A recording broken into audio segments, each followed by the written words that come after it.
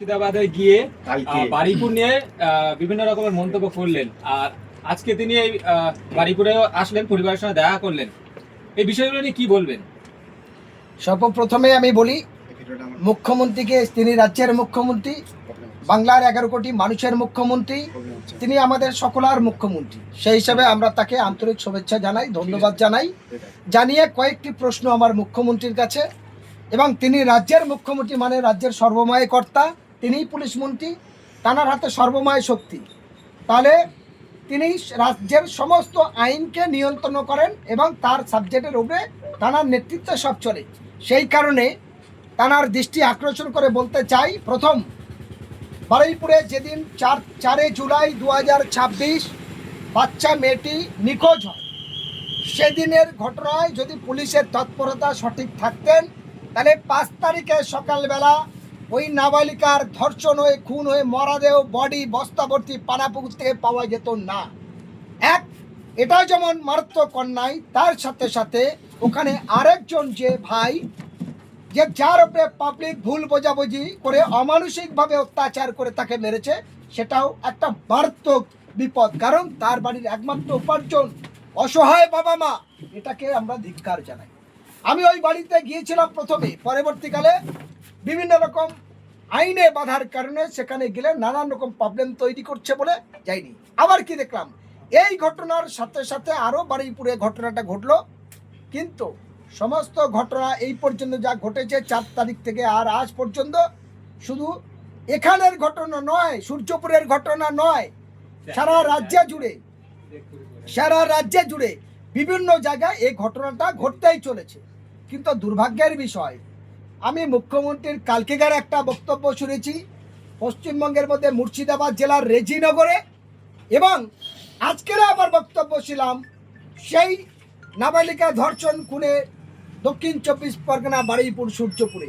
দুটো কথা শোনার পরে আমি হোসেন গাজী একজন সামাজিক মানুষ হিসাবে, একজন গণতন্ত্রপ্রিয় পশ্চিমবঙ্গের শুভবুদ্ধি সম্পন্ন নাগরিক হিসাবে, একজন মানবাধিকার কর্মী হিসাবে মন ভরা দুঃখ পেয়েছি, প্রাণ ভরা ব্যথা পেয়েছি।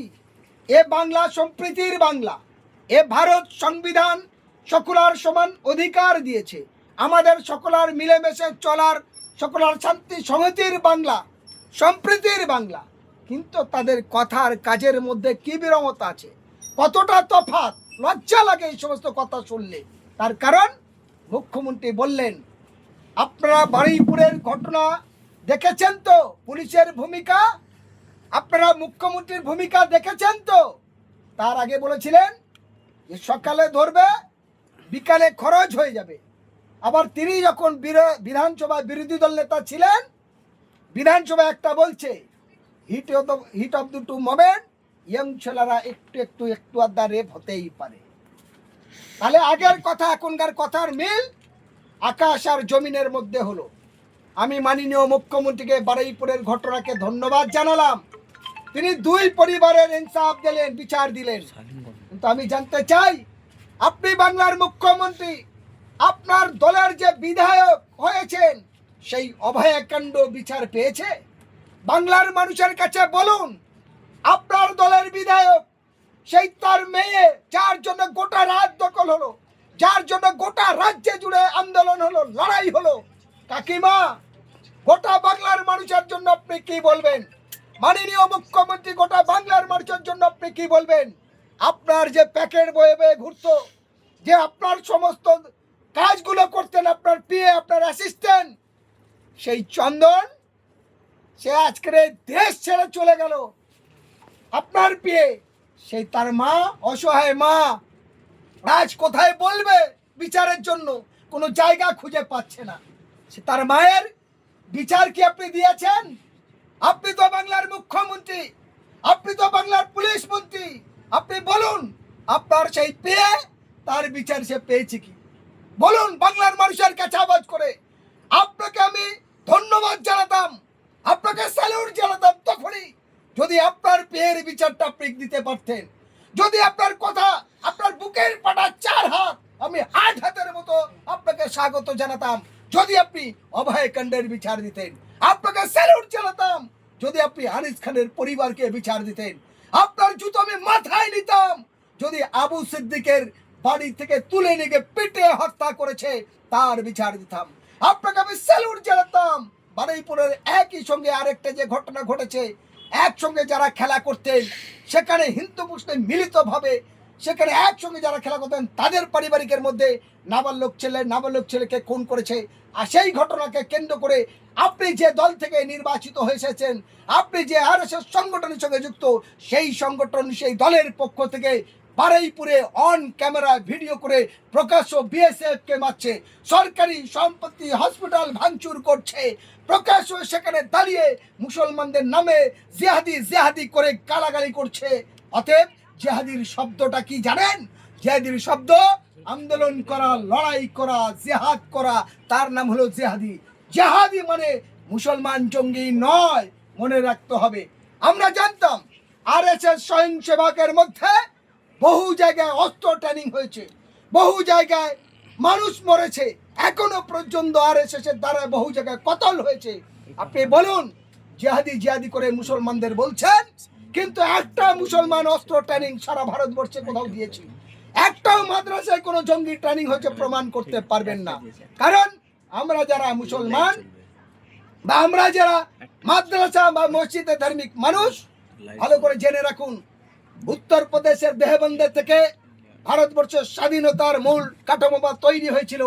ভারতবর্ষের লড়াই আন্দোলন করার পর, ব্রিটিশ চলার পরে ভারতবর্ষের সংবিধান যেমন বলেছে সকলের সমান অধিকার, তেমন মুসলমানদের বার্তা শিখায় কে হিন্দু, কে মুসলমান, কে দলিত, কে আদিবাসী, এইটা নয়। আমরা মানুষ সবাই যেন সমানভাবে চলি, কেউ কারোর হিংসা করো না, দাঙ্গা করো না, ক্ষুধার্ত মানুষের খাবার দাও। তাই মুসলমান দান, যাকাত, ফিতরা দিয়ে গরিবদের আরো সেবামূলক করে যাদের অর্থ আছে। সুতরাং জাতি দাঙ্গা বাঁধানো এটা তো কারোর কাজ নয়। আমি মাননীয় মুখ্যমন্ত্রী, পুলিশ মন্ত্রী তানার কাছে আবেদন করতে চাই, কলকাতা এবং বাংলার পুলিশ কমিশনার, দক্ষিণ চব্বিশ জেলা এসপি সাহেব, আপনাদের বয়ান কোথায়? যারা বারুইপুর হসপিটাল ভাঙচুর করলো, যদি বারুইপুরে উত্তপ্ত ভাবের জন্য 260 জনের নামে কেস হয়, বারুইপুরে যারা বিভাজন করছে তার বিরুদ্ধে হয়, সূর্যপুরের ঘটনায় যদি হয়, তাহলে বারুইপুর হসপিটালের মধ্যে দাঁড়িয়ে যারা জিহাদি করে গালাগালি করে, যারা হসপিটালের বেড ভাঙাভাঙি করলে, জানলা ভাঙলো, পুলিশকে মারলো, পুলিশকে ধাক্কা মারলো, তার বিরুদ্ধে উত্তেজিত ভাবের জায়গা তালিকায় তার নাম আসবে না কেন? আমরা জানতে চাই। এই ঘটনার পরে যখন আপনার দলের আরেকজন মন্ত্রী দিলীপ ঘোষ মহাশয় তিনি প্রকাশ্যই বলছে মুসলমানদের জ্বালা লাগছে, তখন আপনার সরকার, আপনি পুলিশ মন্ত্রী হিসাবে, আপনার কমিশনার, তারা সব নীরব কেন? আমার প্রশ্ন থাকলো এখানে, হাত জোড় করে প্রশ্ন জানতে চাই। বন্ধুগণ, এ বাংলা সম্প্রীতির বাংলা, মনে রাখতে হবে। যদি মনে করি আমি ক্ষমতা এসেছি, ক্ষমতার অপব্যবহার হয়ে যাবে, তাহলে মনে রাখতে হবে রাজনীতি চিরদিন থাকবে না। সোনা এক জায়গায় থাকে না, বিল্ডিং থাকে না, গাড়ি থাকে না, রাজনৈতিক চিরদিন এক জায়গায় থাকবে না, অধন পতন পরিবর্তন ঘটবে।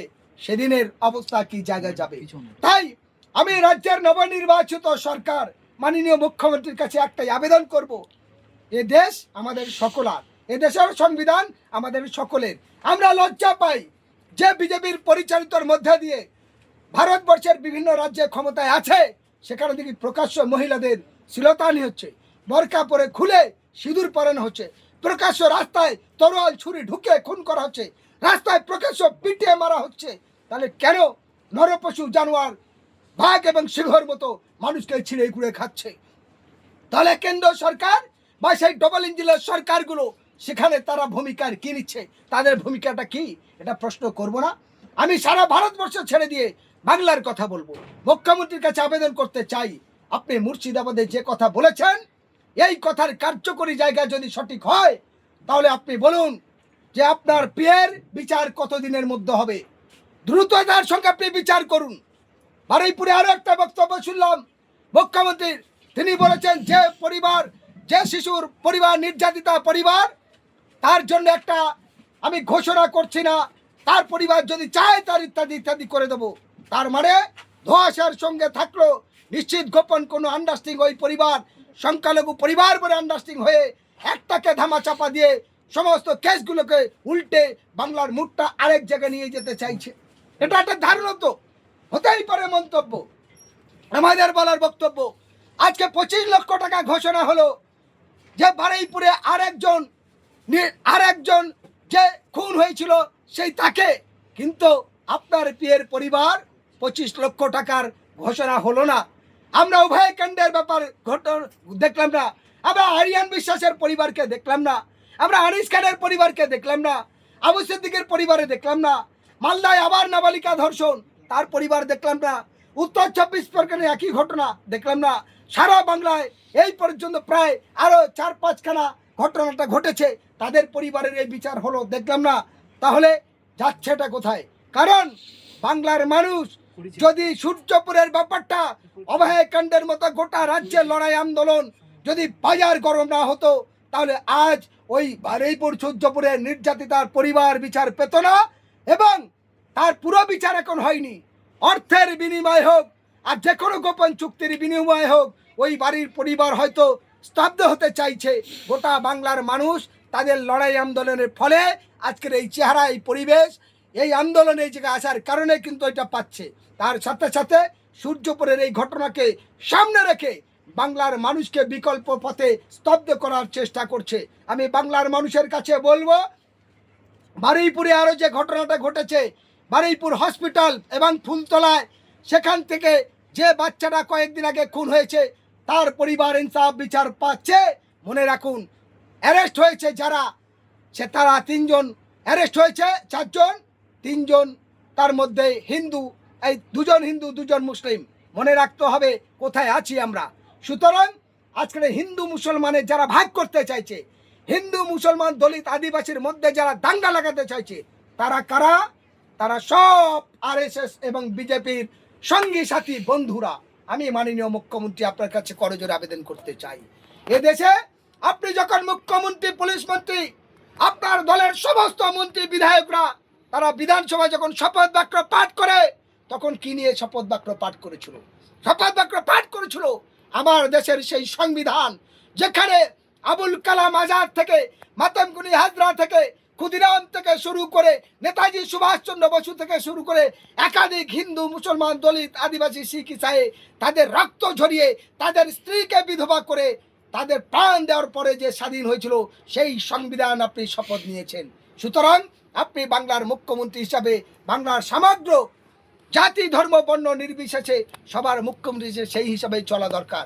আমি বড় ব্যথিত, বড় দুঃখিত, এবং বাংলার বিভিন্ন গণসংগঠন, সামাজিক সংগঠন, বিভিন্ন মানবাধিকার সংগঠন, বিভিন্ন রাজনৈতিক দল, তারা কিন্তু এখন সঠিকভাবে সেই ভূমিকা নিয়ে রাস্তায় নামতে পারছে না। আমার আবেদন, গোটা বাংলায় যেভাবে হচ্ছে, গোটা বাংলায় যে জায়গায় যাচ্ছে, অনেক লড়াই আন্দোলনের পর দেশ স্বাধীন হয়েছে, আপনারা সবাই মিলে একসঙ্গে আওয়াজ তুলুন, শান্তির বাংলা চাই, সম্প্রীতির বাংলা চাই, হিংসামুক্ত সুষ্ঠু সমাজ চাই, দাঙ্গা নয়, হাঙ্গা নয়, বাংলার শান্তি চাই। জাতের লড়াই নয়, ভাতের লড়াই হোক, কর্মস্থানের লড়াই হোক, শিক্ষা, স্বাস্থ্য, কর্মস্থান চাই, বেকার সমস্যার সমাধান চাই। শুধু হকার উচ্ছেদ করলাম, ভাঙলাম, গড়লাম, এই দিয়ে হবে না। তাই আপনার মুখ্যমন্ত্রীর দৃষ্টি আকর্ষণ করে বলতে চাই, এই বাংলা সকলের, ফলে আমরা চাই আপনার পিয়ের বিচার, আমরা চাই অভয়কাণ্ডের বিচার, আমরা চাই আনিস খানের বিচার, আমরা চাই আবু সিদ্দিকের বিচার, আমরা চাই বিশ্বজিৎ মুন্ডার বিচার, আমরা চাই প্রসেনজিতের বিচার, আমরা চাই আরিয়ান বিশ্বাসের বিচার, আমরা চাই বাংলার যত খুন ধর্ষণ হয়েছে তাদের বিচার। একটা জায়গা আমাদের ভালো লাগছিল, একটা সময় দুর্নীতির বিরুদ্ধে তিনি গ্রেপ্তার করার নির্দেশ দিয়েছে, সমস্ত দুর্নীতির বিরুদ্ধে বলছিলেন, দুর্ভাগ্যের বিষয়। তারপরে কি দেখলাম? সংবিধান, আইন, আদালতকে অপমানিত করে আরেকটা জায়গা কি না, কোমরে দড়ি বেঁধে ঘোরাতে হবে, না ডিম থেরাপি করতে হবে। আরে দাদা, যদি ডিম থেরাপি ডাইরেক্ট হয়, ডাইরেক্ট যদি এনকাউন্টার হয়, ডাইরেক্ট যদি মানুষকে কোমরে দড়ি বেঁধে ঘোরানো হয়, তাহলে আইন আদালতের কি প্রশ্ন? আমি মুখ্যমন্ত্রীর কাছে প্রশ্ন রাখলাম, আমি মাননীয় আইনমন্ত্রীকে পশ্চিমবঙ্গ সরকারের কাছে প্রশ্ন রাখলাম, যদি বিচার ব্যবস্থা সব আপনি একা সিদ্ধান্ত নেবেন, তাহলে সমস্ত আদালত, আইনগুলো বন্ধ করে দিন, সমস্ত আদালতগুলো, কোর্টগুলো স্তব্ধ করে দিন। আপনি বলবেন, আপনার পুলিশ যাবে, ধরবে, কোমরে দড়ি বেঁধে ঘুরাবে আর গোবর ছুঁড়ে মারবে, আর না হলে আপনার কথা মতো সকালে বৈঠক, পরের দিন ডাইরেক্ট গুলি। সেটা বলে দিন পরিষ্কার, আর কোনো শাসন চলবে না। আইনের শাসন মানে আমার কথা, আমার ইশারায় সব চলবে। এটা বড় দুর্ভাগ্যের বিষয়। ভারতবর্ষের আইন ব্যবস্থা আছে, প্রত্যেকটা দেশের আইন ব্যবস্থা আছে, সেই আইনকে বুড়ো আঙুল দিকে আইনের নামে পেছন থেকে আর এক রকম বাজে মন্তব্যের জায়গায় চলছে, এটা দুর্ভাগ্যের বিষয়। ফলে আমি বাংলার প্রত্যেকটা জাতি ধর্ম বর্ণ নির্বিশেষে সকল শুভবুদ্ধি সম্পূর্ণ মানুষকে আন্তরিক শুভেচ্ছা ধন্যবাদ জানিয়ে আমি হোসেন গাজী মানবাধিকার কর্মী হিসাবে বাংলার প্রত্যেকটা মানুষের কাছে বলবো, চোখ কান খুলুন, একটু রাস্তায় নামুন, একটু পথে নামুন। বাংলার অবস্থা খুব ভয়ঙ্করী খারাপ জায়গায় যাচ্ছে। বাংলার শান্তি শৃঙ্খলার নামে রাজনৈতিক নেতারা স্বার্থ সিদ্ধি করার জন্য যে যখন ক্ষমতায় থাকবে তারা ক্ষমতার অপব্যবহার করবে, তারা প্রশাসনকে হাতিয়ার করে মানুষের গণতন্ত্রকে স্তব্ধ করে দেবে এবং তার নীতি আদর্শ সবটাই মেনে নিয়ে বাংলাকে মানুষকে বোকা বানানো চাইবে। ইংরেজি নয়, ওই মাথায় নিচে নামালের ছয়, এই কত দিন চলবে 9, 6, 15 হিসাব, অবিলম্বে এগুলোকে পরিবর্তন করতে হবে। আর তার জন্য কোনো জাত দেখলে হবে না। হসপিটালে যখন একটা মানুষের অপারেশন বা কোনো প্রয়োজনে যেন ব্লাড লাগে, তখন আমরা দেখি না সে হিন্দু না মুসলমান, দলিত না আদিবাসী, সে গরিব না বড় লোক, প্রাণ বাঁচানোর তাগিদে রক্তের প্রয়োজন হয়। যখন পিপাসা লাগে আমরা দেখি না সেই জলটা আমরা সবাই খাই, ক্ষুধা লাগলে আমরা বাজার থেকে কিনে খাই। কে চাষ করছে, কার দোকানের চাওয়াল, কার চাষের আলু, কার চাষের তেল, সবজি আমরা দেখি না, খাই বাঁচার জন্য। সুতরাং কেন আমাদের মধ্যে এই হিংসা, ধর্মের হিংসা, রাজনৈতিক হিংসা, ক্যান্সারের থেকে ভয়ঙ্কর রোগ। এই বর্তমান যুগে ইন্টারনেটের যুগে মানুষ চাঁদে যাচ্ছে, নদীর তলায় থেকে মাটি ফুটো করে মেট্রো রেল চালু হচ্ছে, কিন্তু রাজনৈতিক নেতাদের এই যে হিংসা, এই যে দ্বিচারিতা, এই যে মানে অমানবিক, এর কিন্তু কোনো ওষুধ নেই। এ ভয়ঙ্করী রোগ, এই রোগটাকে মুক্ত করতে হবে। আর এ রোগ মুক্ত হওয়ার জন্য আপনাদের আগিয়ে আসতে হবে। মুখ্যমন্ত্রী শুভেন্দু অধিকারী আজকে আসলেন বারুইপুরে এবং এসে মূল যে বিষয়টা বারুইপুর যে নির্যাতিতা হয়েছে তার যতটা না গুরুত্ব দিয়েছে, তার চেয়ে বেশি গুরুত্ব দিয়েছে যে ওখানে জনরোষে মারা গিয়েছে এবং তিনি বলছেন যে ছেলেটা ইনোসেন্ট, মানে কোনো দোষী নয়, আর ছেলেটাকে নৃশংসভাবে হত্যা করা হয়েছে বিনা অন্যায়, আর নাম জিজ্ঞাসা করে হিন্দু নাম, তাই তাকে মুসলমান নামে দিয়েছে। মুখ্যমন্ত্রীর একদম সরাসরি বলছি, এই কথাটা সম্পূর্ণ ভুল, ভিত্তিহীন, মিথ্যা। মুখ্যমন্ত্রী যেটা বলেছেন যে হিন্দু ছেলে বলে জেনে জেনে মেরেছে, সম্পূর্ণ মিথ্যা। যদি তাই হয় তাহলে আমি বলতে চাই, আপনার পুলিশ সঠিক ভূমিকা কেন নেয়নি? যখন এই লাশটার জীবিত ছিল, অভিযোগ গেছে, সেই অভিযোগ কার্যকরী করেনি। অভিযোগের পর যখন বডি পাওয়া যায়, আপনার পুলিশের ব্যর্থতার কারণে ওই অসহায় ছেলের প্রাণ গেছে। এর জন্য হিন্দু মুসলমানের ব্যাপার নয়, ব্যাপার আপনার পুলিশের দোষ, আপনার প্রশাসনিক ডিপার্টমেন্টের দোষ, তাদের ভুলের জন্য ঘটনা ঘটেছে। আর সেটা হিন্দু মুসলমান বলে আপনিও মুখ্যমন্ত্রী হিসেবে তেতিয়ে দিচ্ছেন। আমরা ব্যথিত, দুঃখিত, লজ্জিত হলাম আপনার এই কথা শোনার পরে। কারণ আপনাকে আরো দৃষ্টি আকর্ষণ করে বলতে চাই, তাহলে আপনার কথা আর আপনার দলের সমর্থকদের কথা কি এক? তাহলে আপনি বলুন যে 9, 6, 15 হিসাব কি আপনাদের দল, আপনার সমর্থকদের নীতি আদর্শ এক? বারুইপুরে তাই হসপিটাল ভাঙচুর হলো, সরকারি সম্পত্তি নষ্ট করতে গেলেন, পুলিশকে মারলেন এবং প্রকাশ্য জিহাদি করে চিৎকার করলেন কারা? তারাও কিন্তু গেরুয়া বাহিনী। ফলে এটা দুর্ভাগ্যের বিষয়। আর তারা ধরা পড়েছে কারা? সরি, একটু আগে বলেছি 5 জন যারা ধরা পড়েছিল, তার মধ্যে 3 জন হিন্দু, 2 জন মুসলিম। ফলে কেন? তাহলে কি দেখা গেল? কেন জিহাদি করেছে? তাহলে যারা উত্তপ্ত ভাব করেছে, দাঙ্গা লাগাতে চেয়েছে, তার বিরুদ্ধে আপনার সরকার কি ব্যবস্থা নিয়েছে? আপনার পুলিশ কি ভূমিকা নিয়েছে? আপনার ভূমিকা কি? আপনি প্রেস কনফারেন্স করে বলুন, আমরা জানতে চাই। এবং রাজ্যের মুখ্যমন্ত্রী বিরোধী থাকা অবস্থায় যেমনভাবে একটা ধর্মকে টার্গেট করেছে, মুখ্যমন্ত্রী হয়ে দেখছি সেই একটা ধর্মকে টার্গেট করে যাচ্ছে। গতকালকে রেজিনগরে তিনি গিয়েছিলেন, সেখানে প্রকাশ্য জনসভা থেকে জয় জয় শ্রীরামের স্লোগান দিচ্ছে। একটা ধর্মের স্লোগান কি হবে? একজন জনপ্রতিনিধি, মুখ্যমন্ত্রী, একজন মুখ্যমন্ত্রী, তিনি এই ভাষা প্রয়োগ করতে পারেন না। তিনি জয় শ্রীরামের নামে ধ্বনি দিতে পারেন না। তিনি যখন মুখ্যমন্ত্রী নন, যখন তার এই জায়গা থেকে আলাদা থাকবে, তখন তিনি তার ধর্মীয় স্লোগান সেখানে দিতে পারে। ফলে আমি বলি, প্রত্যেকটা ধর্মের মুখ্যমন্ত্রীর ভালো করে জানা উচিত। প্রত্যেকটা ধর্মের কোরআন, পুরাণ, গীতা, বাইবেল, সেটা তার কাছে পবিত্র, তাকে আমরা শ্রদ্ধা করি, সম্মান জানাই। প্রত্যেকটা মানুষ তার নিজের ধর্মের মন্দির, মসজিদ, গির্জা, গুরুদ্বারা, হরিচাঁদ, বিভিন্ন জায়গায় যাবে, এটা তার অথরিটি, তার রাইট, সে তার ধর্ম স্বাধীনভাবে পালন করবে। কিন্তু কেউ কারো ধর্ম নিয়ে বিভাজন তৈরি করা, মানুষের মধ্যে হিংসা ছড়ানো, জোর করে দাঙ্গা লাগানো, এগুলো অমানবিক, এগুলো ঠিক নয়। ক্যান্সার থেকে ভয়ঙ্কর রোগ। এটাকে মুখ্যমন্ত্রী, তিনি নিজেই পুলিশ মন্ত্রী, তার দৃষ্টি আকর্ষণ করে বলবো, আইনটাকে সংশোধন করুন, দেশটাকে সঠিক পথে পরিচালনা করার জন্য আপনারা সরকার এসছেন, আপনারা সে ভূমিকা পালন করবেন, এই অনুরোধ আমি আমার পক্ষ থেকে রাখি। তিনি তো যেদিন শপথ গ্রহণ করেন সেদিন তিনি বলেছেন আমি সবার মুখ্যমন্ত্রী, তাহলে আবার কেন একটি ধর্মকে টার্গেট করে কথা বলছেন? দেখুন, মুখ্যমন্ত্রী কখন কি ভাবছেন বা বলছেন এটা তার গণতান্ত্রিক অধিকার, তার বলা। তবে তিনি ন্যায় করলে সমর্থন করব, অন্যায় করলে প্রতিবাদ করব। কারণ আমরা মানবাধিকার কর্মী, আমরা যে কোনো মানুষ, আমরা তাদের বিরুদ্ধে বলতে পারবো। তার কারণ আমরা কোনো সরকারি স্যালারি পাই না, মাইনে পাই না। আমরা নিজের খেয়ে দেশ সেবার কাজ করি। মুখ্যমন্ত্রী থেকে শুরু করে সমস্ত এমএলএমপি জনপ্রতিনিধি তারা সরকারি বেতন পায়, সমস্ত প্রশাসনিক ডিপার্টমেন্ট তারা সরকারি বেতন পায়। তারা জনগণের দাসত্ব, জনগণের হয়ে কাজ করবে বলে তারা করেন। আর আমরা নিঃস্বার্থে বিনা মাইনে জনগণের সেবা করার জন্য, জনগণের পক্ষে দাঁড়িয়ে হক কথার জন্য আওয়াজ তুলি। এটাই আমাদের আদর্শ।